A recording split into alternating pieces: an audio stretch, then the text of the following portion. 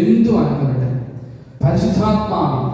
പരിശുദ്ധാത്മാവിൽ നമുക്ക് പുത്രന്റെ ആത്മാവിൽ നമുക്ക് ദൈവത്തെ ആരാധിച്ചുകൊണ്ട് സ്തുതിക്കും. ഒരു അല്പനേരം സ്തുതിക്കുമ്പോൾ നിങ്ങൾക്ക് നല്ല വിടുതൽ കർത്താവ് തരും. ഓർക്കുക, നിങ്ങൾക്ക് ഏതൊരു വചനം വചനം ഏറ്റു പറഞ്ഞുകൊണ്ടിരിക്കണം, സ്തുതിച്ചുകൊണ്ടിരിക്കണം.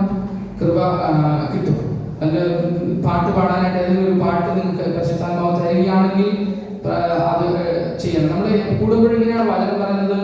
1 കൊരിന്തോസിന്റെ 14 അല്ലേ, ആ വചനം ഞാൻ വായിക്കാം, എന്താ മനസ്സിലാവും.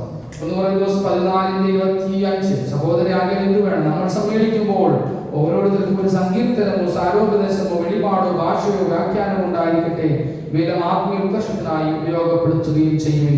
അപ്പൊ നമ്മളെല്ലാവരും ഒന്ന് കണ്ണടക്കട്ടെ, എല്ലാവരും കണ്ണടക്കട്ടെ.